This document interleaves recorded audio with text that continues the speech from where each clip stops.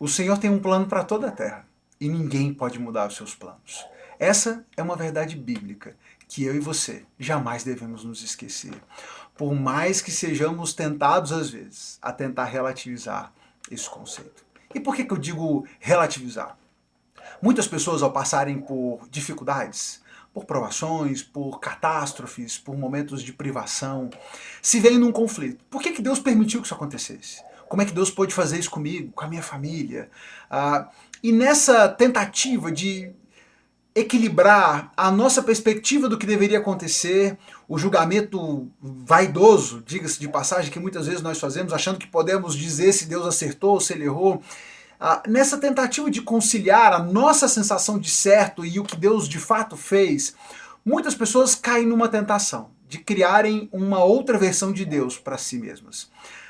E talvez imaginarem um Deus que seja mais soft, um Deus que não seja tão controlador, que não esteja tão presente. Não, sabe o que é? Deus fez a criação e ele deu corda no mundo e ele foi dar uma volta. Ele deu corda no relógio e deixou que o mundo girasse por conta própria. Ele não está aqui controlando, ele não tem assim uma vontade soberana.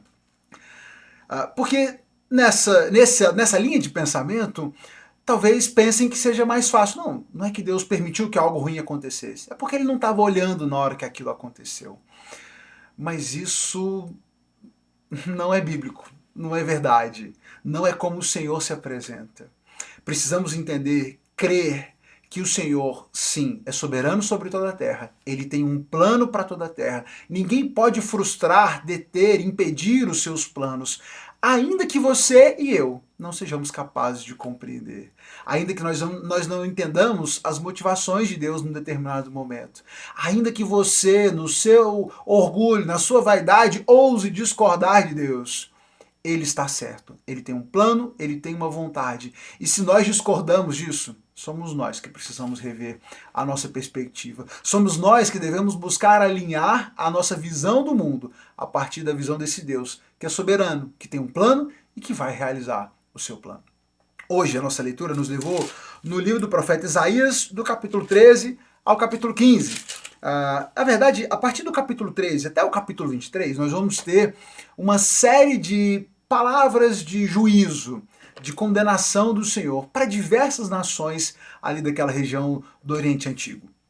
Nós temos palavras dirigidas para Babilônia, para Assíria, para Israel, para Moabe, para Filístia, para Damasco, para Etiópia. Enfim, temos uma série de nações desse Oriente Antigo em que o Senhor usa o profeta Isaías para emitir palavras de juízo e anunciar o juízo do Senhor que viria sobre essas nações, inclusive listando os seus pecados, as suas falhas e por que o Senhor estava condenando essas nações.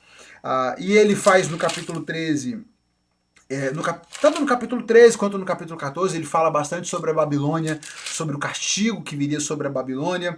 E ele vai dizer, por exemplo, no capítulo 13, a partir do verso 11, eu, o Senhor, castigarei o mundo por sua maldade, os perversos por seu pecado, esmagarei a pretensão dos arrogantes, humilharei o orgulho dos poderosos. Nós temos aqui o Senhor anunciando que ele traria juízo sobre os orgulhosos desse mundo, sobre as nações orgulhosas, vaidosas, sobre os maldosos, os poderosos desse mundo teriam que lidar com o juízo de Deus, com o castigo divino. E ele vai falar a partir do verso 17, instigarei o reino da Média contra a Babilônia, não se poderá comprá-lo com prata, nem suborná-lo com ouro. A Babilônia, o mais glorioso dos reinos, o esplendor e o orgulho dos caldeus, será devastada como Sodoma e Gomorra quando Deus as destruiu. A Babilônia jamais voltará a ser habitada, permanecerá vazia, geração após geração.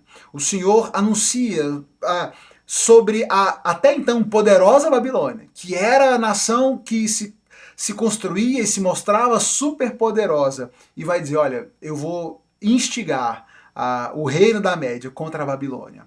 Um reino que vocês não poderão comprar com seu dinheiro, que vocês não poderão suborná-los com ouro, e ele virá e trará juízo e arrasará com a terra da Babilônia. Esse que hoje é o reino mais glorioso, o esplendor e o orgulho dos caldeus, dará lugar a uma terra vazia, inabitada, que será completamente destruída. No capítulo 14, o Senhor faz menção ao orgulho do rei da Babilônia e como esse rei tão orgulhoso seria destruído. E ele vai dizer que, pois dizia consigo, falando sobre o rei da Babilônia: subirei aos céus, colocarei o meu trono acima das estrelas de Deus, dominarei no monte dos deuses, nos lugares distantes do norte, subirei ao mais alto dos céus e serei como o Altíssimo. Em vez disso, será lançado ao lugar dos mortos, ao mais profundo abismo.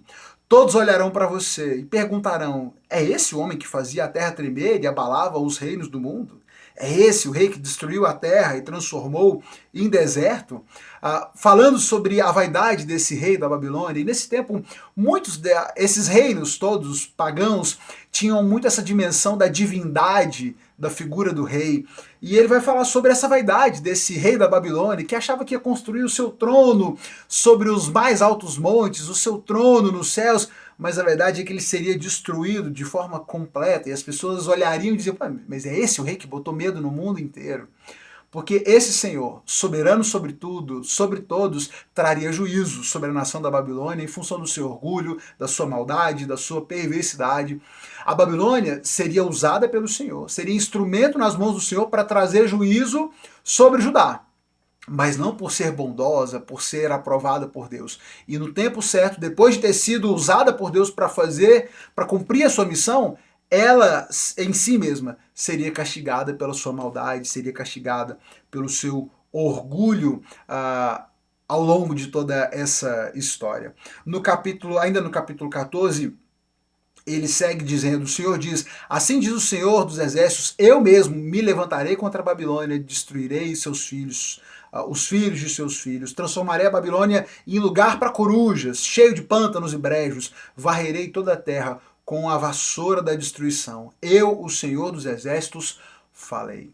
E aí no capítulo 14, a partir do verso 25, agora falando sobre a Assíria, o Senhor diz o seguinte: derrubarei os assírios quando estiverem em Israel, os pisotearei em meus montes.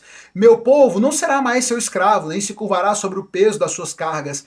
Tenho um plano para toda a terra. Minha mão está sobre todas as nações. O Senhor dos exércitos falou. Quem pode mudar seus planos? Quando levanta sua mão, quem pode detê-la? E o texto de Isaías, ele contribui para enriquecer esse entendimento sobre o Senhor e sobre o domínio do Senhor, porque nos primeiros momentos, nesse judaísmo, nessa formação do pensamento judaico, do entendimento sobre o Senhor, havia muito essa dimensão de uma territorialidade das divindades. Então, e por isso nós vamos ver muito nesses primeiros livros da Bíblia expressões como o Deus dos montes, o Deus dos vales, porque havia essa ideia de que as divindades estivessem limitadas a um determinado local. Mas Isaías vem enriquecer esse entendimento e vem nos lembrar de que o Senhor não está limitado a lugar nenhum. Ele não está limitado a Jerusalém. Ele é o Deus de Israel, mas ele não está limitado a Jerusalém. Ele escolheu esse lugar e esse povo para cultivá-lo, para chamar de seu, para se revelar ao mundo através desse povo, mas ele não está limitado a esse lugar, não está limitado a Jerusalém. Ele proclama e exerce o seu juízo sobre todas as nações ali ao redor e vai castigá-las e vai cumprir o seu propósito em todas elas, quer elas queiram, entendam ou não. Como o Senhor usou a Assíria para trazer juízo sobre Israel, como ele usaria a Babilônia para trazer juízo sobre Judá, e como ele, depois de tudo isso, depois de ter usado essas nações, traria juízo sobre a Babilônia e sobre a Assíria. E como ele diz que usaria essas próprias nações para trazer de volta o povo.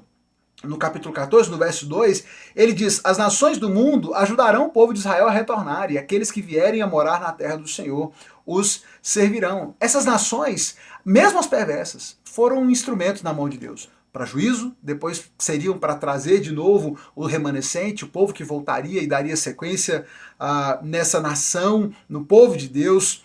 O Senhor sempre esteve no controle, nunca deixou de estar. Desde o momento em que ele tira o povo do Egito, conduz por toda essa jornada no deserto, e ao longo de todos esses séculos o Senhor estava no controle e continuava a partir dali, é o que Isaías está dizendo. E o Senhor traria juízo sobre os poderosos, sobre os orgulhosos, porque o seu plano, que é soberano, seria realizado.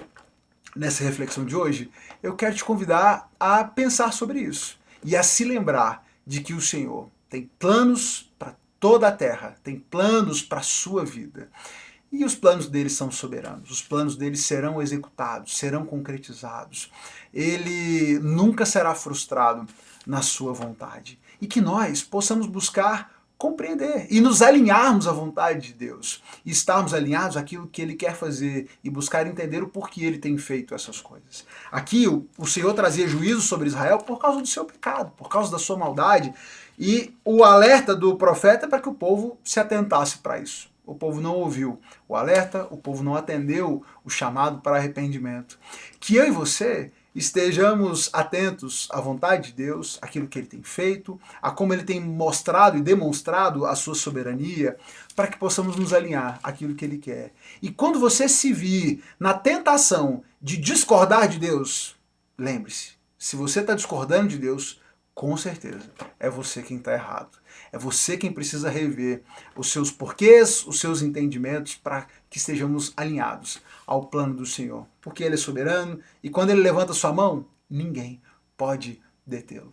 Que essa verdade nos inspire, nos dê confiança, nos console, de saber que o Senhor sempre esteve e jamais estará, sempre esteve no controle e jamais estará fora das suas mãos o controle da vida, da existência, das nossas vidas no Senhor. Deus abençoe você, a sua família. Compartilhe esse vídeo com alguém que está precisando ser lembrado dessa soberania de Deus, talvez passando por um momento de dificuldade e precisando ser relembrado de que o Senhor vai cumprir o seu propósito. Aguardemos, esperemos para ver o que o Senhor está fazendo, porque certamente Ele continua no controle. Deus te abençoe a você, sua família. Vamos juntos. Amanhã volta para a gente compartilhar mais uma reflexão. Vamos seguir lendo o livro do profeta Isaías, agora a partir do capítulo 16. Te encontro aqui amanhã. Até.